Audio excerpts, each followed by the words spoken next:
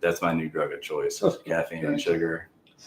All right. Hello. Welcome to Closing Time Podcast. We're here with Scott Blanks. Say hello, Scott. Hey, how you doing? Good. Oh, you weren't talking to me, right? Hey, I was talking to the world. The world. Sorry about that. Hello, world. I interrupt a lot. I should have told you that up front. I apologize. Say sorry to the world, man. Not me. I apologize. I don't care. I got thick skin. The world, though, man. I'm working on the world. I'm going to get around to all of them saying. I like it. I'm coming, man.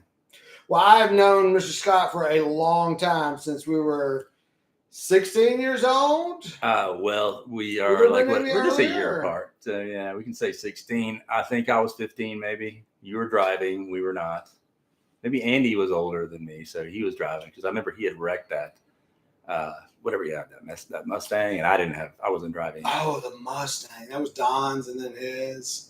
I forgot about that car. His dad left it out in the yard. This guy had a beautiful Mustang, good friend of ours. And I don't know what year it was. So cool. But it was just beautiful paint job on it. Gorgeous. And he's racing it on this back road in Fayetteville because we are country bumpkins out here, man. We do muscle car races on back roads, side by side, wrong lane, right lane, in the dark, with the lights out. Cow pastures on both sides. They're flying down the road. Andy is coming up and a cow comes out in the road and he swerves off on this cliff, goes sideways and hits a tree, hits it right in front of the windshield. I remember the bends picture. Bends the whole front end around. It was just this big dent right in front of the windshield. Like, I don't know, maybe a foot would have been his life, you know. I forgot about that. And the cow, I made up the cow, but it was cool. You know, I always have to admit my lies. You know, even though it's not even a big lie, really. You're not even upset, are you? No, you're not. All right, so today we are talking about. Oh, is this? I'm carrying this thing. Good. It's fine. We're talking about alcoholism. Scott is a recovered. Yeah, would you say it's a recovered alcoholic or a recovering? I was not an alcoholic actually ever in my life, and I'm finally becoming one. So it's great. And I'm coming to kind of get people into it. It's a new thing. And no, I actually quit drinking. I wasn't a big drinker in high school. I'll tell you the whole damn story. Let's start at the beginning. I got a plan. I want to know where you are now, because then I want to go back to ninth grade and what really catapulted me meeting you guys. Okay, that is definitely where I want to go from the beginning. If you can pinpoint. Oh, yeah. I had the awakening that a lot of y'all had after high school in the ninth grade, and it was because of a drug called acid. Now, ninth grade, 15, I drank one time. First time ever. And I remember for whatever reason, I lied. I was like, I drink all the time. I don't know why I had to lie about that. It's stupid. When you think back. But, like, I don't know why I lied that I wasn't a virgin. You know, a lot of things. But that was one. But anyway. Beside that, I went with this guy named Chad Gibson, and I was trying to get in with the cool crowd. Chad, okay, if you name names here? I mean, I'm sorry, it's a Chad Gibson. He's from Dakota, North Dakota. North Dakota. This was back when you lived. He was in town visiting, and he comes from a long line of Gibsons who they manufactured a car called the Gibson, which eventually it failed before it made it out of the other Dakota. So you probably never heard of it, but that's that. And so, anyway, we've covered that. All right, so I'm out with people who I'm you're gonna tell you out with this guy. I'm out with people. I'm trying to hang out with the cool crowd because that's where the girls are, and they're doing drugs and things. And I'm like, I'm not going to do the drugs because I'm a kid of Nancy Reagan. And I said, "Can y'all give me some beer?" We were at a hotel that they had rented, and these other kids from another school. Nobody I really got a good vibe from. But I was just trying to fit in, you know. And he goes, I ain't going to be able to get you that beer, bud. Here, just take these. I go, what is that? He goes, it's LSD. It's fine. It's cool. So basically, he didn't tell me what I was in store for. Kind of tricked me into doing it. It was 2 hits. And the whole night, my experience, I'm analyzing the universe, seeing like big visuals, which I never knew you could see. I didn't know that was possible. Face melting, toilet is swallowing my urine as I piss into it. really freaked out. I don't think I actually freaked out. I just kept talking about like the things I was seeing, and it all made sense. And all of them were just laughing because their brains were not really on a high level. They just knew to giggle at me, and they thought I was talking nonsense. But I probably was, but it made sense. But that I was like, how long does this last? Somebody said 8 hours. I was like, mother effer, 8 hours. That's insane. That's a long time. And so that's when I got down, and then I realized I really hate all these people, and I don't like being here. Now the sun's coming up. Me and the guy named Tim, he's just Tim, drives me home. The sun's up, pulling the driveway. I'm supposed to be spending the night at his house, walking the door, and my father, my mother, and my brother are right by the phone crying, trying to find out where I'm at. And I'm still on the acid tripping. Second thing I've ever done to inebriate myself in my life.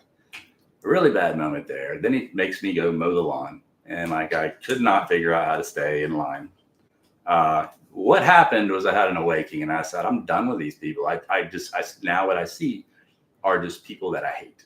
I didn't like them that night. I saw people I hated giggling in my face, and I was like, these people are just evil, and I don't want to know them. I want to know real people, real friends, the friends that you can count on, and loyal friends. And I found Andy always that type of friend, and people like Brad Jones, and that's when I met David. But I gravitated towards them. They were hanging out in the middle of D Hall, and I just went over there, and I moseyed my way into that crowd. So as time went by and I hung in that crowd, the cool crowd switched from those guys to us. We became the cool crowd in the high school. Are you saying you were the common I denominator? actually planned it, yeah. Because I don't know any of those people that you speak of. I don't know those names. So this is my question. So that's how I got into y'all's group, was because of that trip, and I realized I want real friends that I like. I don't want to kiss ass when you're on just drugs, to fit in. I don't care about fitting in anymore. When you're that vulnerable, mind-changing. You probably being vulnerable. When you're on that type of drug, you're very vulnerable, and I think you need the safety of friends, knowing that people aren't going to mess with you. They're going to take care of you. So I don't see why that would. I really got a carefree attitude after that. Like I went from kind of shy to kind of loud and more funny and open. Okay, so my first memories of you, your nickname was Stony. That name made me famous. It did. And it doesn't fit so much anymore, but for a long time, you truly looked stoned all the time. And I remember it used to make you mad because I didn't know this story and this is my memory, you were pretty clean that you did not want people thinking you did all that stuff. Yeah. That you did drugs, or I don't even remember. Yeah, we weren't heavy drinkers, but I just remember you hated that nickname because you didn't want people to, think that that's what you did all the time. To a degree, yeah. I just said it right after somebody said Stoney that met me for the first time. And actually, people would say it for me. They're like, he doesn't do weed. And they'd be like, what? Yeah. Stoney, you gotta get high with us, dude. All the stoners wanted to get high with me because apparently I was a legendary person to go get high with. I gave up all drugs, even alcohol, after the acid trip. And I think it was like late 11th grade when I started having a beer or two. I think we were out in the road in front of Andy's house.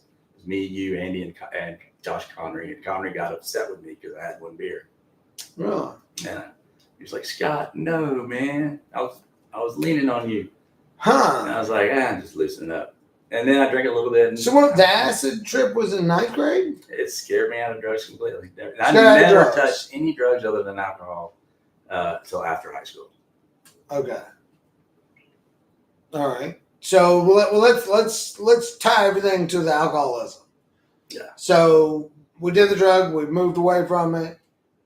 We drank beer in high school, probably more than kids do now, but I wouldn't say anything excessive. I never drank before school. I never drank during school. I never even drank during the week. It was just a Friday, Saturday night type of thing. You lived with me when I became an alcoholic. Ah. When I started working in bars. That'll do it. Yeah. So, and I was just going home after work, but all of a sudden I realized, okay, all the girls, I work with just girls. They're hanging out after work. Yeah. And they're like, why don't you stay and drink with us? And I was like, oh, wow, okay. because I used to just go home and get high, and then all of a sudden I discovered this is why I'm not meeting girls.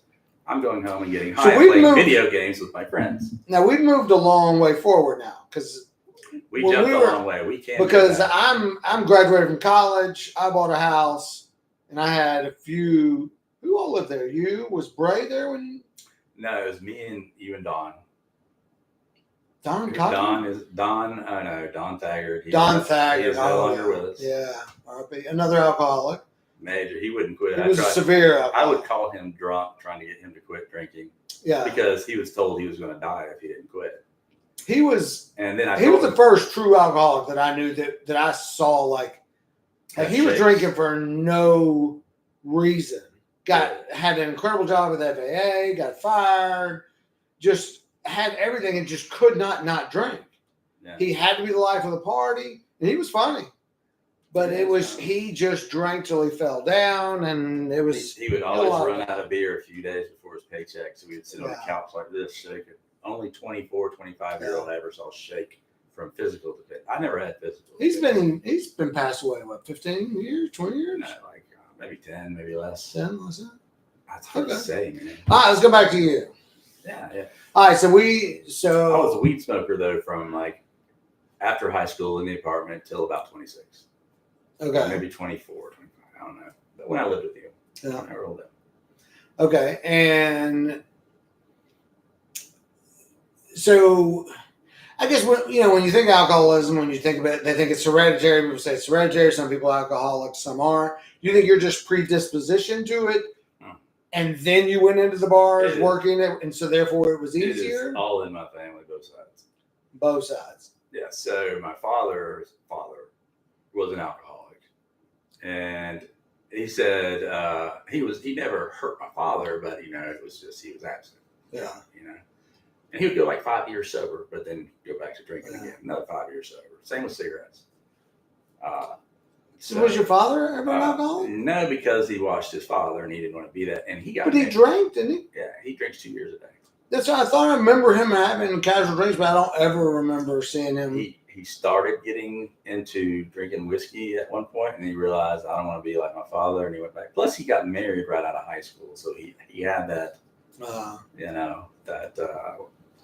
that guardian. A woman can help, because I have another good friend that drank a lot. It runs in their family, and they've been sober, I don't know, probably 100 years. But their wife told them either stop drinking or we're done, and they chose the one. It's bad for the women. Yeah, so. Wow. Well, I do remember, just to break to a memory, I remember watching, and I want to try to recreate that, and I don't know how because I don't know enough about old Westerns, but I remember we used to go, and your dad and his friends would put those old Westerns with a reel and play them. Yeah, the old ranch house. Yeah, that was so cool. It was like old school 8mm. Yeah. And he would play these old, like, he had, some of it was like Laurel and Hardy, the Three Stooges, things like that, and then Westerns. And we just liked it because it was dark. A movie was going. Everybody's eating popcorn. It was real, the atmosphere was fun. Yeah. The whole thing was fun. And y'all loved it. Y'all would just not even be invited. Knock on the back door. And I'm like, that's probably David. And I do remember, Yeah, I was like, cool, man. So at what point did you ever feel like, okay, this is out of control? Or, so you're 24, you're working as a bartender, and then you're out all night. And I do remember you slept. Like, I'd come home from work and you'd still be asleep. That was a contributor to that, but I was always a late sleeper. That's why I was stony in high school. I never slept. I was staying up till 3 a.m. every day and then getting up going to school. Then I'd come home and crash right at 4. Really? And then I'd be up late. Yeah. That's how I got the red eye. Huh. And I slept in class a lot. Yeah. So what did you ever have an inclination as to this is not? Was there ever a moment you look back on going, hey, I saw it then and I should have stopped that. That day, I remember. It's the weirdest thing because I remember being at your house and I was like, I don't know if I got depressed or what, but I was like, I'm just going to start drinking a lot. Why not, see if I become an alcoholic. It's like I almost consciously decided it, but alcoholism is a messed up disease. It's an insane disease, and it's totally your brain taking over you. It's like a separate entity, and I'll explain that as you get into like recovery. because that's when the brain really starts manipulating you and tricking you. That's how you have relapses, things like that. And but I made that conscious decision. I was like, I'm just going to start partying and drinking and hanging out with women at these bars because everybody seems to be having a good time. And I grew up in an atmosphere. You knew my uncle Fred Poteet and all them. They partied and drank. I found out after he died they did a lot more than that. But awesome dude. They all met him. Just a funny, fun dude to hang out with. At the Lone Star, everybody loved that guy, or they hated him. I found out later. I got a woman punch me in the eye because she hated him. Really? I said, that's my uncle, bitch. I was a drunk, so I defended him. I'm like going to fight a girl for disrespecting my uncle. She slapped me right in the eye over Fred. And I told Fred, I want you to know that this woman punched me in the eye because I'm related to you. Keep going. That's recording. That's why I did it. Are we on 2 cameras? Yeah. Oh, sweet. Yeah. This is Scott. All right. I don't know why I reintroduced myself because we're on something to be edited together. But yeah.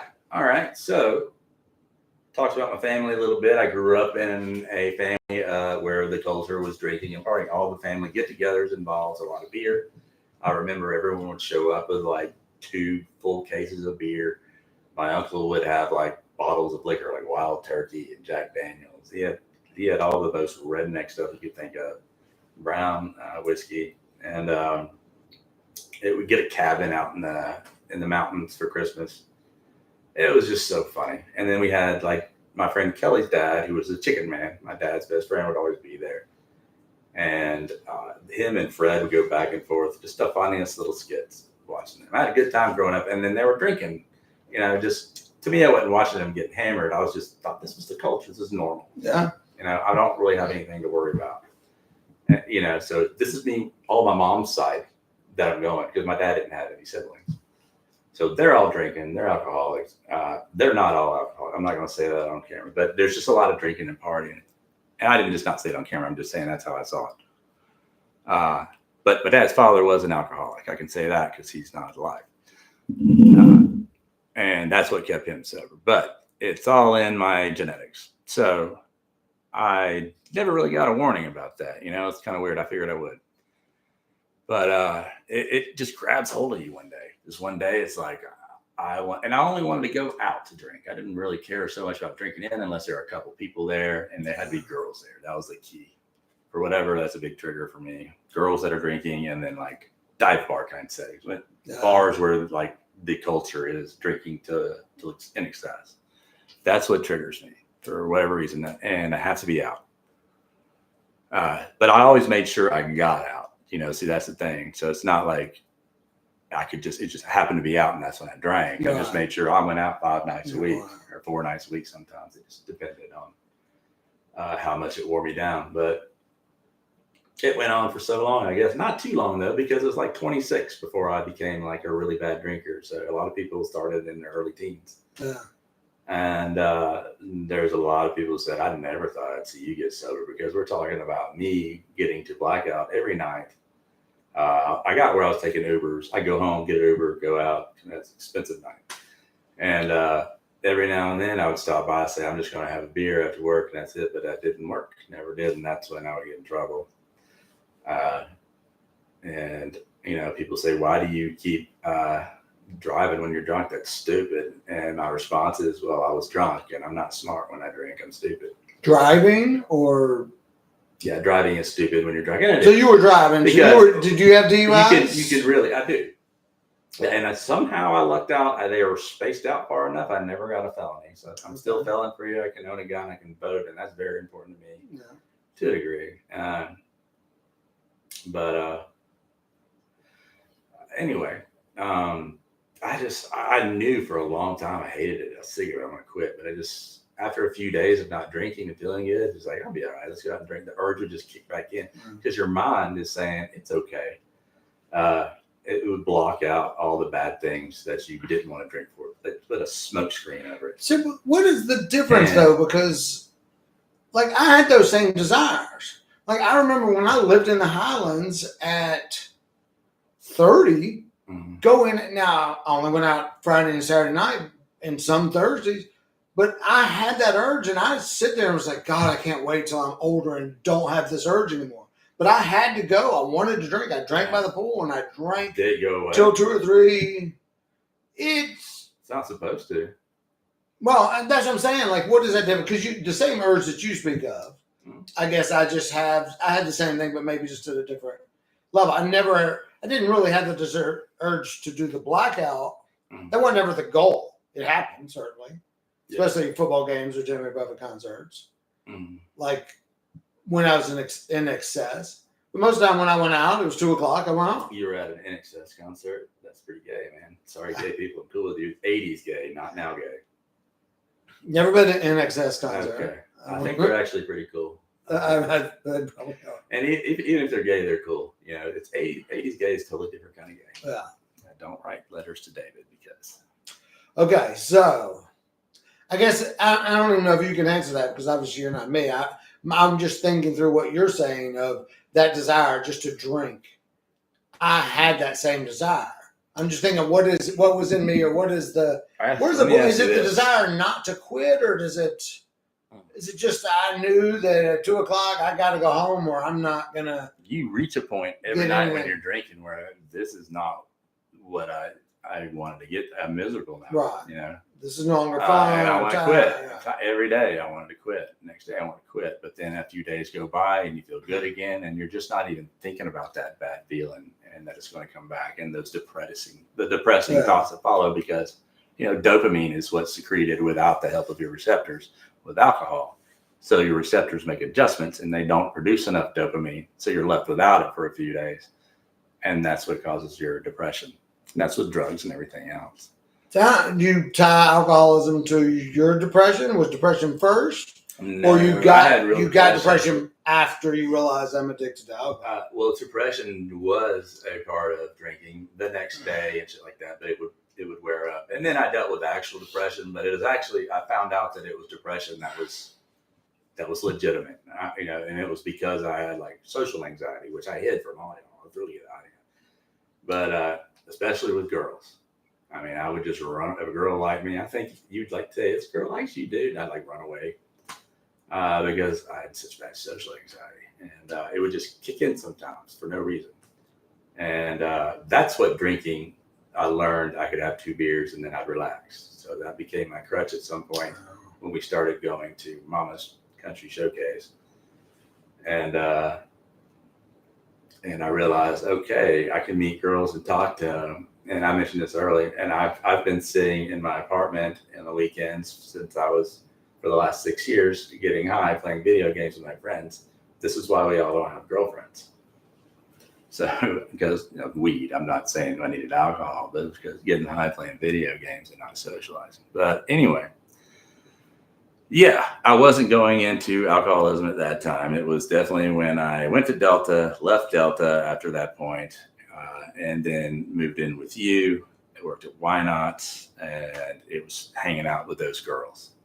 And I realized going to meet other girls at other bars after that, all of a sudden I got me at a table and all these beautiful women, and they're all just getting sloshed. And I'm like, well, I'm gonna do it too, And it just got carried away. And then I remember drinking your liquor a few times because I just wanted it. And then I had to you never yelled at me personally. He didn't like confrontation, but he did love confrontation. So you would record your yells on the answering machine. And the little thing would be beeping, and then I would hate to push it. I'd push it, and you go, Scott, you take all my liquor again last night. Or Scott, I told you not to wash the Teflon pans. That is not a good David, but that's my David. Yeah, the Teflon pans and drinking your liquor, and I was like, I'm sorry. You probably used a fork on the Teflon, didn't you? That's probably what it was. I just scrubbed them. I didn't know. I don't know. Well, nobody knew. Teflon's bad for now. You. That's a pet peeve now is you can't use metal in a Teflon pan. Well, you can't eat Teflon pans because it's bad for you. Well, It causes chemicals that never leave your system. That turns certain things into estrogen. Creates estrogen in your body, man. That's why I have nice boobs. And I don't have the complete, your boobs or your bush? Boobs. Okay. All right, mine are leftover muscles. Yeah. That's what I tell people. Because I had muscles in high school. Okay. A little bit in high school and then in my 20s. All right, let's bring it back. And we are. What are we talking about? We're talking about my muscles. No. And I had some pictures of myself. Yeah, so alcoholism. Okay. We were in the apartment smoking weed. Been there. We're at your place. That's when I started getting hammered all the time. Lost my job at Wynot's. I think I hid it from you for a little while. Where's Rand? I told you, dude, I lost my job. I'm trying to find another one. You said, why didn't you tell me, man? So you helped me out. After I gave you a VCR, and you're like, thanks, dude. And then I was like, I don't have anything to watch my porn on. And I went back in your room and took the VCR back without saying anything. We never even exchanged any words. I just had the VCR back for my porn. And I'm dead. Porn's bad. I'm dead set against it. Somehow the alcohol made me watch it. But yeah, so I went from there, went over to across the street, moved in with Chad Rogers. Yes. And he kicked me right out because he said, you're fucked up, dude. Yeah. I love that. I love that whole street and that. Those were fun times. That was. I love like when Vic Spear was there and Tony. And then we had like Rick Silva. I run into people all the time that were at those parties and speak to me and like, oh, I remember. I'm like, yeah, I don't know what you're talking about. It was a 2-party block and we had a great time. It was nice. Kind of shared back the coolest people all hung out together during that time. Like that whole group of people with riders and then us over there, we were the coolest people to hang out with. And I remember you went out of town one time and me and Don were like, we're going to get the Georgia game on pay-per-view. Big party at your house, man. We cleaned it up. Looked good. Okay. Good. Didn't know. Yeah. They didn't have cameras back then. Huh? They didn't have cameras back then, so. Yeah. I'd be a horrible roommate now because I'd have cameras up. And Yeah. That's the other thing that's horrible about alcohol. There's a lot of bad traits that come with it, but like your mind's going to do everything it can to protect its ability to drink. Because the number one priority in an alcoholic's life is the drink. And that means you will screw over your family. You'll lie to them, your friends, everybody else. I wanted that party because it was going to be alcohol involved. Right. I wanted to lie to my parents and, when I was younger and go out and drink because my body, my mind wanted that drink. Or like he calls it, what are you doing? And I said, I'm sitting at a McDonald's. He goes, you're in a bar. I go, no, you're drunk right now. It's obvious. And just lying to your parents. I think like stealing is a big thing with a lot of people, stealing from people you love. I think the worst thing I did was I got into my parents' change jar and made like some $10 stacks. Some rolls. Yeah, and I still feel guilty about that, but I did that, but I never like got into the purse or got a credit card or anything like that. So it didn't go that far, but I remember one time I was drunk and my dad came out and picked me up and he's driving me home and it was always just, it exudes disappointment. You just feel it. And he says, Scott, I don't like you. He goes, I love you because you're my son, but I don't like you. Don't say that, parents, to your kids. Don't. Okay, I was like 30. My mom said that to me once. Yeah, I was 30-something. Yeah. You think you're getting some point across, but all you're doing is breaking their heart. That's how it was for me. It was impactful, but no, he wasn't making a point. He really felt that way. Yeah. No, I get it. No, I get that. You feel that way, but you just don't. I called this guy to bail me out of jail, and I knew he'd do it.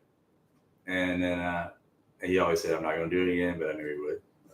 And then that's a shitty way for me to live my life. And that's a shit person. And just all the misery, when you come in and confront me drunk, and then the things I would say back, and I know, like, I still didn't get sober for a few years after that, but it always stayed with me. And then, like, my dad he had a few bouts with cancer, but he got it cut out. And then just something hit me after the last DUI, and they had this drug court program. And I said, I want to do it. And I went in and I said, I'm excited. I want to do this. I was totally dedicated to it, and I put everything into it because AA didn't work. God, Jesus, all that, getting you sober wasn't working for me because I start asking questions that screw that whole thing up. No. And that's just my mind thinks too much. So I needed a psychological approach, and I'm going to tell you all who get or told you can't do it without God. You can. You can also love your God. I'm not being somebody that's trying to convert you at all. I don't disrespect religion because I don't know I don't know shit about religion, but psychology is a good approach. It's an excellent approach. It's worked wonders for me. And one of the big things that really works for me, one is breathing. Breathe through your nose. You always breathe through your nose because that's how you get real oxygen. That's the way you're supposed to breathe. I think it does something to you mentally if you become a mouth breather. It affects your mental growth. But you take your fist right here. All these are air pockets. Your sinuses up here. That's all converts it to oxygen, sends it to your lungs. Or I don't know. I just saw this the other day, and they just said breathe through your nose, and I said okay. And I'm gonna do that, and I feel better now. It's 3 days straight of doing that. 3 days of not being a mouth breather. Okay. So I have a T-shirt going. All right, so I get off track sometimes, but where we were at, you did the exercises. Okay, psychological approach is So I'm in the program. Never drank while I was in it. Never failed a drug test. I was dedicated, and there was lots of classes, a lot of work, and they took up a lot of your time. Plus, they required you to have a job, work 32 hours a week. If you screwed up, you'd be in court, and you'd find out that day you screwed up to fail this drug test. You're going to jail right now. Well, I got to work tonight. That's too bad. Lost their job. It'd be like, I lost my job because you put me in jail. Jason would go, okay, so what are you doing to get another job? Be like, nothing. He goes, okay, well, you need to have a new job in the month, okay? So you need to get on that. They don't care. They don't care. It's your problem. And that's teaching you accountability. The biggest thing that I see, and I've only been in 2 radios, but teaching you accountability is somehow, I haven't connected it, but I kind of did. I guess it's good to be responsible for yourself, but taking accountability for your actions is a big part of getting sober. And so they will do stuff like I wouldn't write the date on a piece of paper, and that would be a sanction. They say, Scott, you didn't write the date on your AA meeting paper. And I was like, okay. So that is going to be 1 day of bench duty. Bench duty meant I had to go in on a Tuesday or it was a Thursday, 8 a.m., sit there till all day, till like 4:35, and watch every court case go through. Just sit there. Some was interesting, most of it was boring. And then sometimes it was like 4 hours of community service, but that was just not forgetting a date. So it's teaching you to double check everything. It teaches you to slow down, double check, make sure everything's filled out, be accountable for the work that you do. Be proud of the work you do, I guess, too. So the biggest thing that helped me was the 5-year plan. And I don't know if anybody else jumped on it the way I did, but I was like, I had this idea. I sat in jail and came up with this awesome idea. Whose 5-year plan is this? Is this something written down? Is this something 5-year plan? In the classes, there were the counselors ran these classes, and it was in the books. Go ahead and write out your 5-year plan, your 10-year plan. And I was like, I have no kids. I'm not married. I feel like great. Like I have no ailments. I'm going full speed ahead, and I'm going to be sober. So I'm going to be spending money and time. I'm going to do my big idea. But first, I'm going to learn how to code. So I joined a coding class. That was all the step of the 5-year plan. And as long as I followed that 5-year plan and achieved my little goals, it felt great. That's what I focused on because I knew I was working towards something I always wanted. Yeah. I was stuck in a rut drinking. I couldn't get out of it. Working at restaurants. Yeah. I was like, I'm going to die. When I can't work in a restaurant, I'm going to die in the street. And I accepted that at one point. But I was excited. I was like, this is what I'm focused on. This is what I'm doing. And it helped me get sober more than anything because it got me excited about something that wasn't involved with alcohol with Ruben. And I'm moving towards that. I'm getting through the classes and getting closer. Still got 2.5 years in my 5-year plan. At that point, I'll be working on my own freelance because I want to be my own boss. It'll be freelance coding. I'm going to focus on Shopify accounts first. I'm going to find this one niche, then grow from there. Then I want to build these certain platforms like dating apps and stuff, but I want to find original ideas, do them for free, build databases. Match.com buys this up for millions of dollars, build some capital. The 10-year plan is my big idea. It's basically, I'm not going to say it. It's my big idea, and it's a global network, and it's a game changer. It's a big deal if I can make it work, because I understand. You have a name for it, so I can say I knew you were. I want Galley, because Gallivant. Gallivant. I want like a 4 or 5 word name. Okay. You know, I think that's important. It's got to stick. Galley's one, and there's a few others, but I kind of like Galley. I think it's important though to keep it simple. I think like logos, it's better when they're simple. They stick to your. It's a great logo right here. Yeah, it's a wine. No, it's not. It's a stamp for it's a wax stamp. Yes. No, I've always noticed that.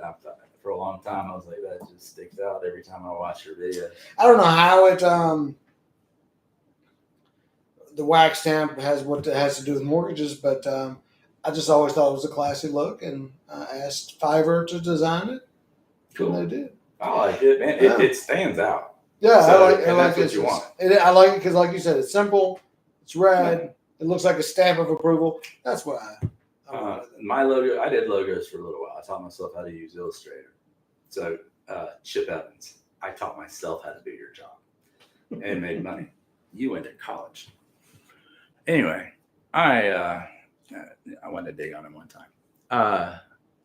That was fun. But yeah, my whole goal was to make them, I was like, make it a sphere, put some color lines to it, pick the colors that are cool, put that actual name of your business, you know. Like the coolest logo is just the word Google with different colors. You know, that's their logos. And then it went to the G later. But yeah, simple is better because that's what you remember. And then the same with the name. So I want to build this. It's about traveling. That's what it revolves around. And it's about networking global with citizens across the globe. So when you're on this platform long enough, it's going to allow you to travel. I'm going to give all my secrets away. It's going to allow you to, I'm not going to tell you how it happened, but it'll allow you to travel on your own. You just log in. You don't have to make plans with your friends. I want to be in Paris in 4 months, and I can't figure out anybody to go with me. And you'll be able to go on. You'll go. You'll meet. There'll be a group of people that you've been talking to for months. You're friends with.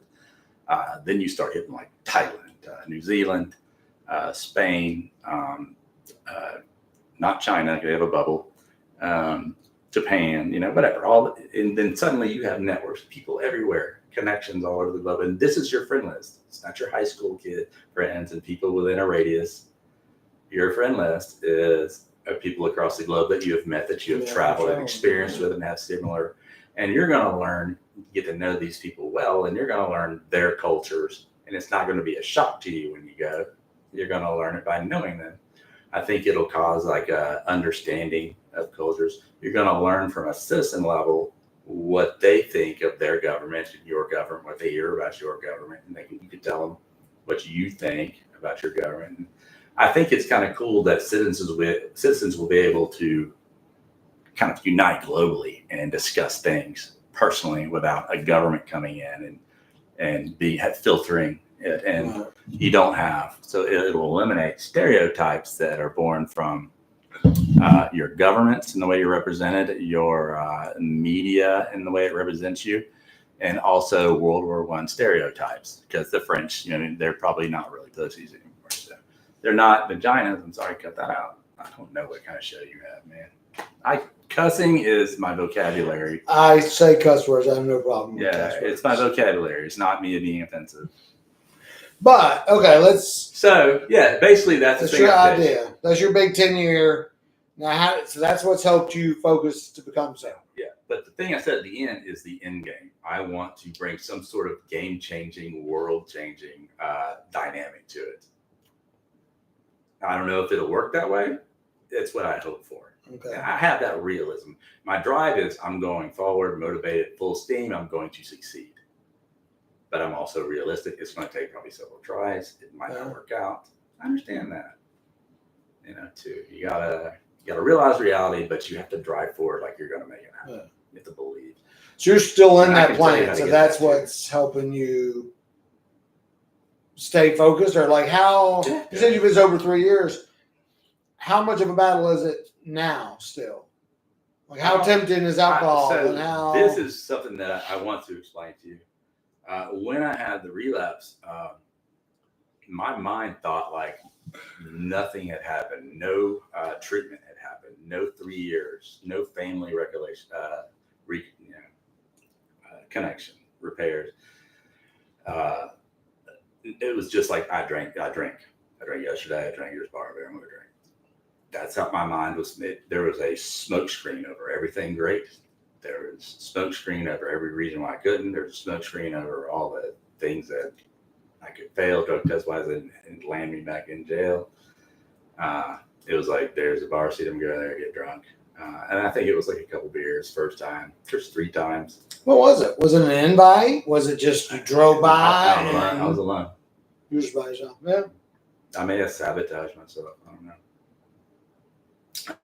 But what happened, I think that I met this girl on a dating app, and she had liked me, and I was drinking. And at the time, it was one of my drinking days of the 6. And I was going back to the way I hooked up, on the dating apps rather than meeting somebody.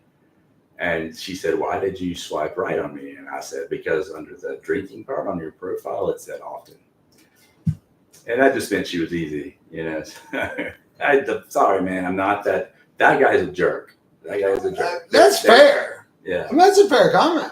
I didn't make you a jerk. No, I'm honest. We go on those apps for those reasons. And if somebody's making it clear that that's what they want.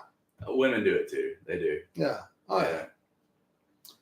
Women will have. This is a girl I dated. She had it on her profile. Please know how to have a conversation. And I went out on a date with her. She was a Latino girl. I got to tell you this because it's the smoothest thing I've ever said to a woman, like on the spot. I called her and she had a little bit of a Latino accent. And I said, "Is that Latino?" She goes, "You can hear that?" And I said, "Yeah." She said, "I'm 41% Latino." I said, "Well, that's funny. That's the exact amount of Latino I like in my women." And she thought that was awesome. She laughed.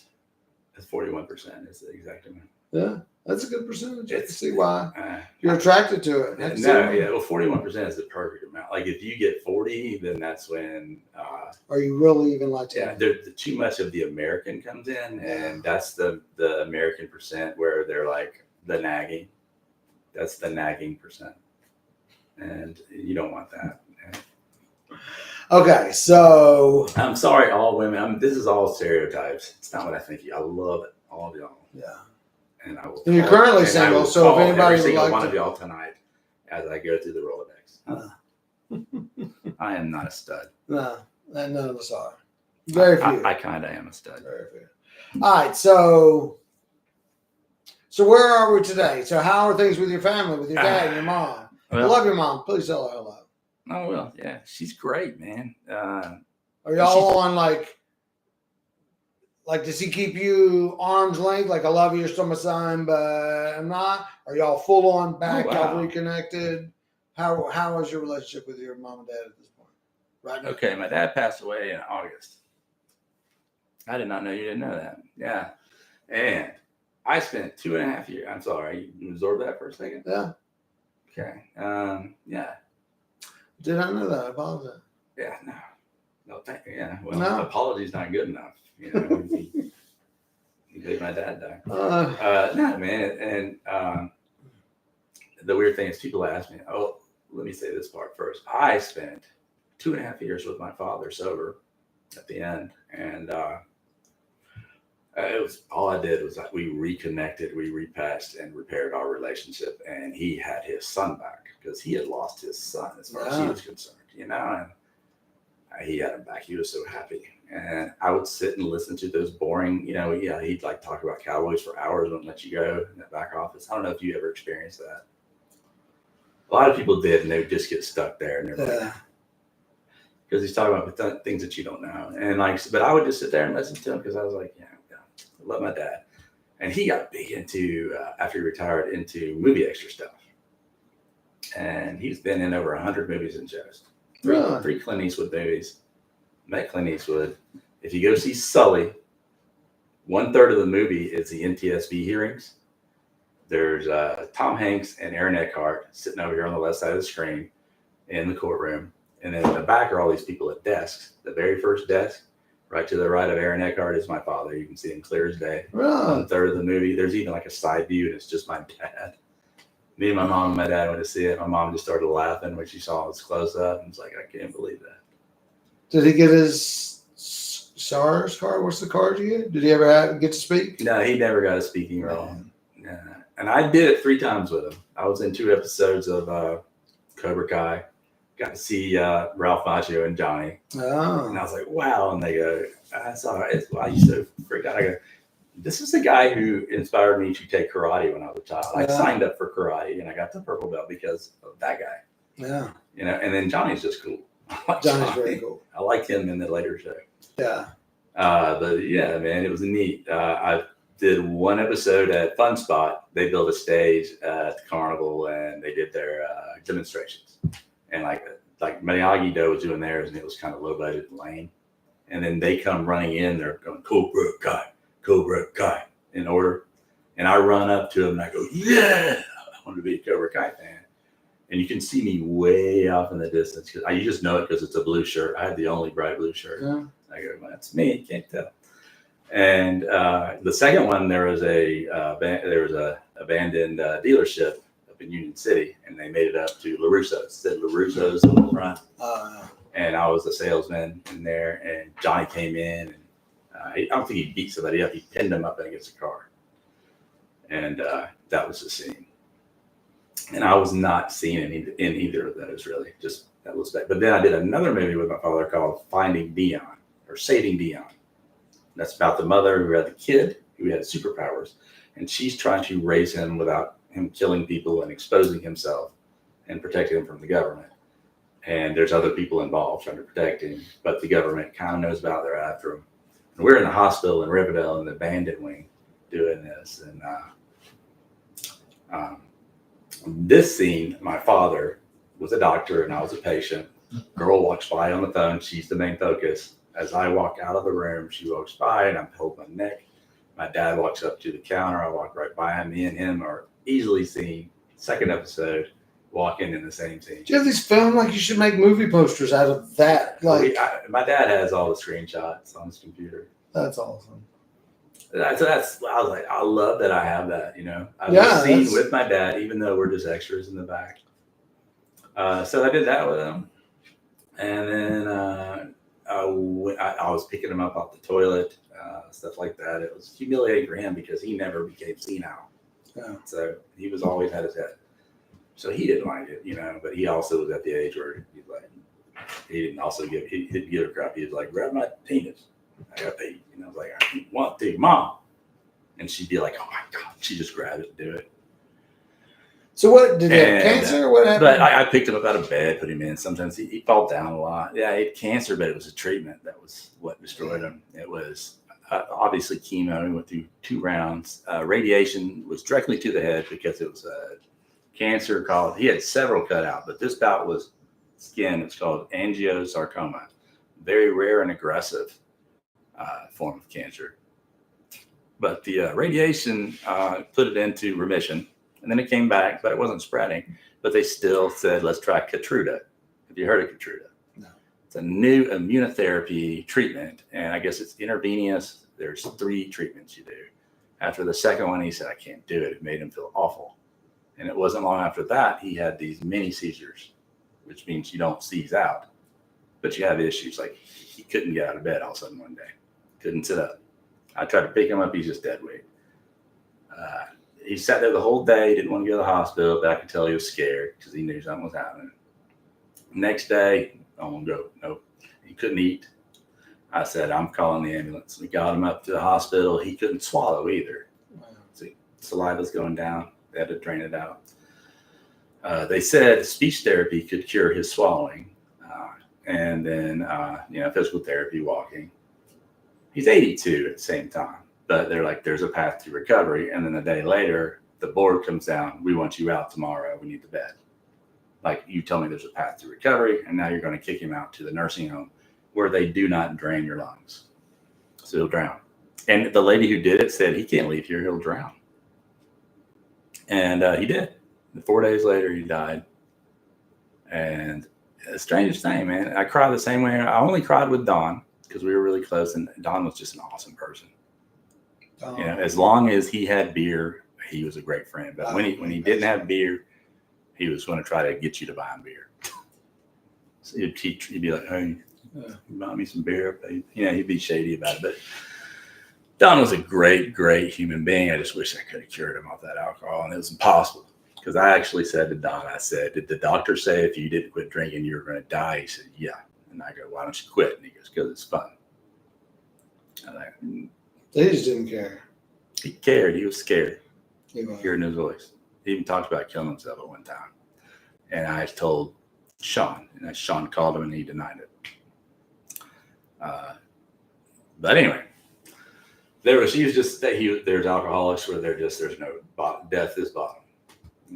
He adapted to driving. He just moved near bars. He lived near bars, and he didn't drink before work. So he had to figure it out. He just drank too much. But where am I at in sobriety right now? I did the 5-year plan, the 10-year plan without a story. I was going somewhere. Sorry, I get sidetracked, man. No, I was just interrupted you about ADHD 6 months ago. Isn't that some shit? I could have been a straight A student. Yeah. I don't know, but I did just get diagnosed with it. But all right. So anyway, Don was in the picture at some point. I'll just go back to, let's see. Okay, so I think I talked at one point how manipulative the mind is with alcoholism. It will trick you into drinking again. So you got to think about that as something else. It's another person. You always think of yourself as two people. Always. It's very helpful. And really, I think it's true to some point. This is what I learned, and I got to tell you this story. It's amazing because it's the most amazing story of all time. It was a glorious moment because I met this girl when I was in the glory of drinking days in a bar. She was a drinker. I was a drinker.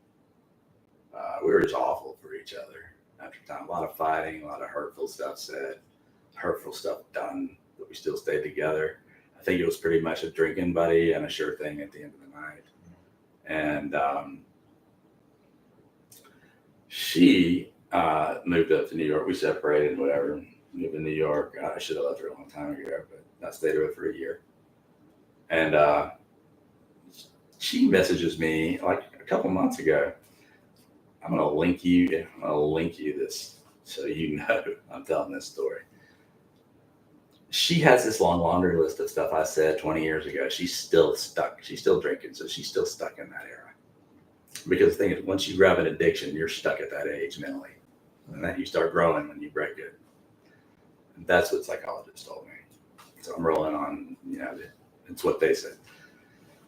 But I believe it because she's still trying to fight me and expect the same response, showing me that, like, did they fix this about you or this or your anger issues or blah, blah, blah. And I looked at it and I didn't get angry at all. I expected to get angry, but the same reaction passed. I wasn't mad. I looked at it and I was like, wow. And I could have, she was mean to me. I usually, after a little while of it being mean, I would fire back. That's how our relationship was. So, but she was never wrong. Narcissist, I guess. Narcissist is the word of the year, so I learned it and I went back and I dated a narcissist.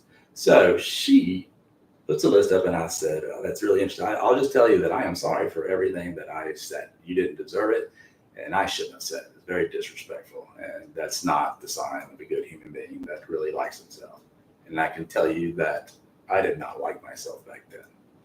Why would I? I'm going out, I'm drinking, I'm hurting my family. I don't give a shit. If I'm doing that, I don't like that guy. This is, you're thinking of two people. No. There's a guy back there judging you up here that's driving. I don't like you. I'm going to screw you over. I'm going to sabotage you. I'm going to drive you towards self-destructive behavior. I said that. I said, I hated that person. And I said, but I got to tell you, looking at your list, really, this is amazing. Because I'm just now learning this, and this is how it makes me feel. It's very important that you know how your list just made me feel. This is a big moment. When I read your list, I was filled with nothing but joy because I was so glad, so happy that I was not that person anymore, that I never thought I could escape. Like that misery, and I can see that he hates himself now, then I couldn't. And I see it because all of a sudden now I'm realizing without knowing it, I like this person, and that's why I'm happy. Yeah. That's why you didn't hurt me, and why I'm not shamed or anything like that. I'm happy still, and you can't, whatever you said, all that stuff that's shameful that I did, it didn't break my happiness. So what I just learned, number one, is that I love who I am now because I saw this. And it turns out that there's nothing anybody can say or do to ever take that away from me, no matter how hard they try. And that's mine. It's only mine to lose. And then I explored it further because I was like, where did this mental growth come from? But then she blocked me, hung up, blocked me because like it wasn't the response she wanted. And it was sweet redemption. I loved it. I love that moment. I was like, well, where did this growth come from? And why didn't I know about it? Well, what I learned was, I like who I am because I make decisions that I will like myself for doing, and I value self-respect. I make decisions that I respect myself for doing, and those two things they give me a happiness that is solidified there as long as I maintain those things. It's not going anywhere. It can be coated with shame and anger and fear and hate, maybe some sort of hate or other emotions, but those are, think of them as foam on something hard, which is your happiness. Put that back like some solid. That's going to wash away. Underneath, you'll always have that sense that you're going to be okay because you're happy. And that was a really cool understanding. And then what I realized too was from this, I feel invincible, man. I've always I've noticed that I'm confident, but like, this is what's supplying my confidence. Like me sitting here talking I'm looking at the camera talking. You are exceptional at that. Like I try to do it and I don't. And you have made eye contact with whoever you're speaking to. You're doing this message is I want it out. Yeah. So, because you're good. I think you're good. If you're not good, we'll look into that. I need to look under your bed. But I don't know. I did not know that was in my ear. I apologize. That makes me look douchey. Please don't eat a dog. But those things are so important. This is what it does. It provides you with motivation. And it's like a supply of motivation. So you go to your inner wells. You're looking at them as like these wells that are here. This is you're like yourself well, it's full. Respect well, it's full. Go there, you grab your motivation. If you just want to visualize it. Endless motivation, endless confidence, endless drive. You're going to succeed. You're happy. It's all there because of those. Just maintain those two things. Every decision you come to, will this decision hurt my self-respect or will it add to it? Well, your decision is easy. That's it. If you always follow this guide, your path somehow is laid out in life already for you. Keep following that. I believe that you will head to the place you're supposed to be with every decision you make. Now, some may not involve, that attribute. There's others that are more complicated decision-wise. Like decisions between spouses, owning a home, stuff like that. But basic decisions, moral decisions, things like that. Don't screw somebody over because you think you're going to get free something out of it, or I don't know. Don't make the right decision whether you lose something or not. Don't try to gain something just for making a bad decision. Respect yourself and like yourself. That's the number one reason to make any decision, even if you lose something because of it. And you'll be so glad you did. Everything, as long as I maintain that, I'm going to stay sober. That's a huge drive to stay sober, to feel this way that I do now, right now. It's like you see me talking about it, I'm getting charged up. Yeah. And I always do every time I talk about it. So what do you say to the person that's drinking right now, like that breakaway? That's got to be the hardest part, is the putting the drink down. It is for people who are physically addicted, especially. But yeah, you're right. That the beginning's the hardest part. Yeah, but you're in a program. You need to be in a program. That's number one. So you believe in the program. I think you need to be there are people who are on weaker levels that can just quit, but there's different levels, like Don. And then there was me.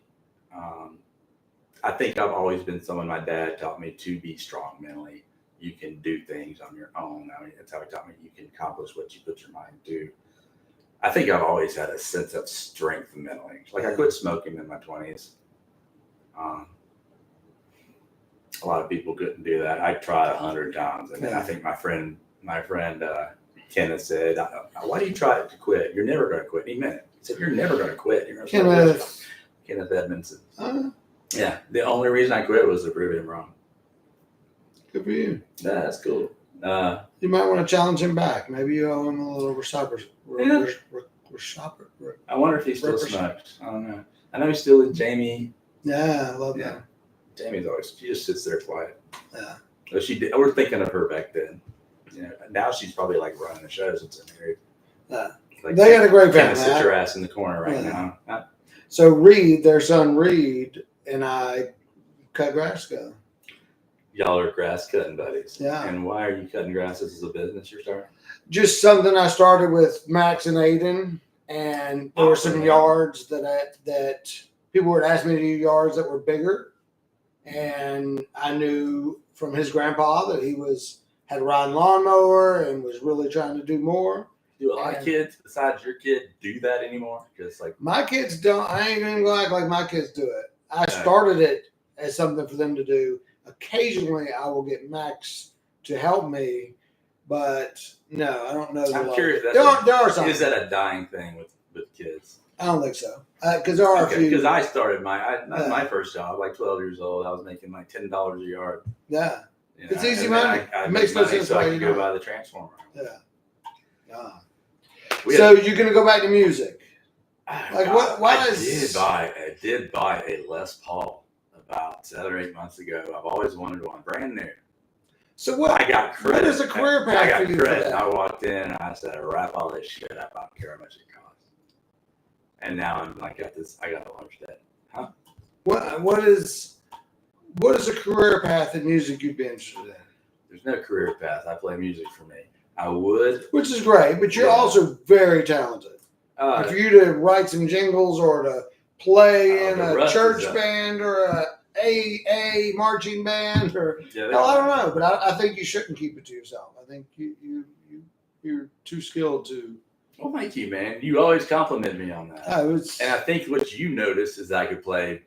Even though I was a recreational player. Like I wasn't like wailing on the guitar and I wasn't on the piano, but I could play what I heard. And that was something that my dad had me hitting keys on the piano. Well, I just was hitting them since I was like 2 or 3 years old. Well, my dad was a musician. He's in the Georgia Music Hall of Fame. He had 2 bands, the Squires and the Mark V. I've got pictures on my phone. Won't work showing you on here, but him as a child, as a teen in a band, hanging out with Jerry Lee Lewis at some small house. And he's sitting there at a piano. It's just like 5 or 6 people there. Wow.